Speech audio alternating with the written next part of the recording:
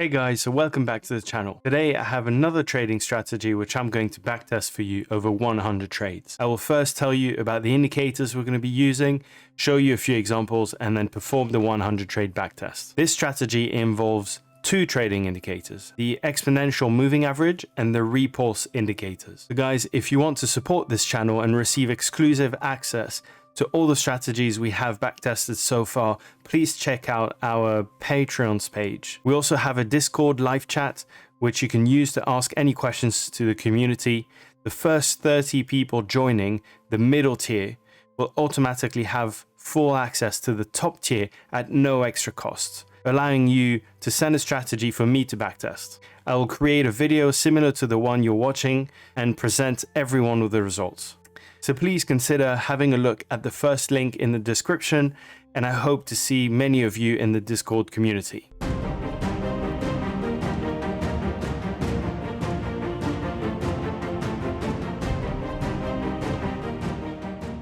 So an exponential moving average, also called EMA, is a sort of moving average that gives the most recent data points more weight and relevance. The exponentially weighted moving average is another name for the exponential moving average. An exponential moving average reacts more strongly to recent price movements than a simple moving average, also called an SMA, which gives all of the observations in the period identical weight. The repulse indicator is used to determine sentiment. When the repulse indicator is trending upward, it reflects increasingly positive bullish sentiment, and when trending downward, it reflects increasingly negative bearish sentiment in the underlying market. It can be used to determine a strong change of trend by overlapping repulse indicators of varying timeframes, such as 5 or 10 periods. When the fast, shorter period crosses the slower, longer period of the repulse indicator, it can be a signal of a strong directional move. So this backtest is based on the 1 hour time frame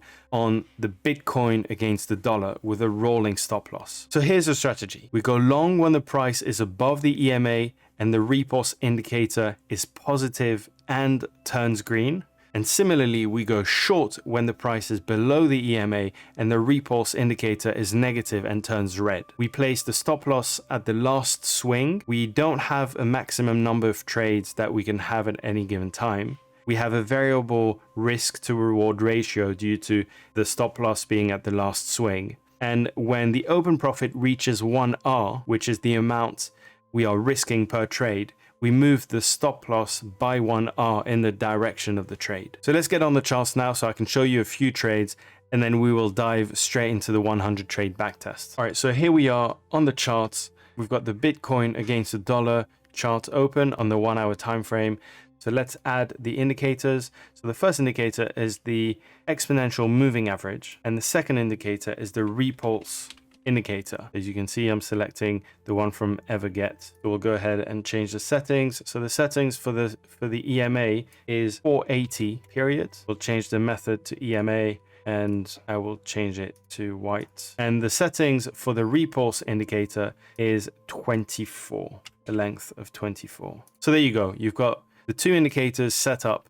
So we go long when the price is above the EMA, the 480 period EMA, and when the repulse indicator is above the zero line, so when it's positive and it turns green. So for example, right here, you would go long here, you would go long here again, right here, there. And then similarly, you would go short when the market turns. So when the price is below the EMA and the repulse indicator is below the value of 0, and it turns negative, so you would go short right here. So let me show you a few examples of trades, and then we'll dive straight into the backtest. So here are a couple of examples of trades. So price moves above the 480 length EMA. The repulse indicator is positive and it turns green right here. So we take a short. We place the stop loss at the last swing. So you could have either placed your stop loss at this wick or even here or there. Either way, it would have been a profitable trade. So the open profit reaches a maximum of 4.7. So the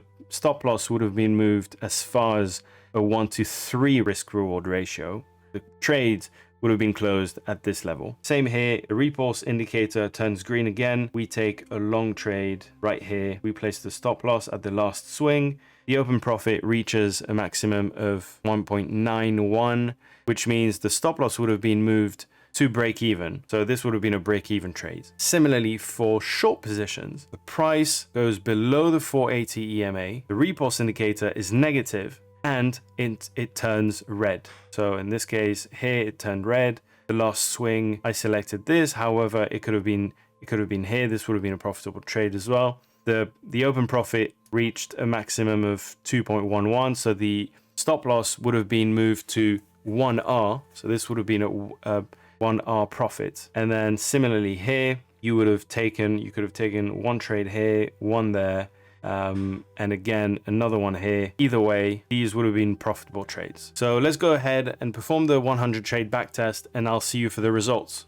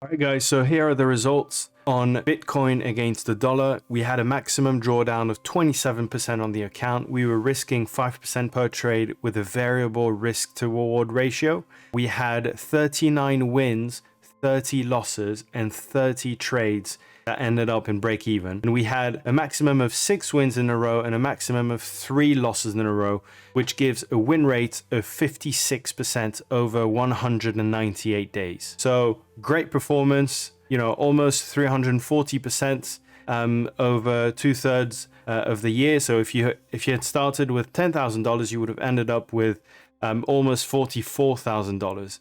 This strategy is great in trending markets. The fact that we're using a combination of a trending indicator and a trend reversal indicator means that when the market is sloppy or flat, this strategy doesn't take too many trades, which affects the performance. So let me know what you guys think in the comments, and I'll see you in the next video.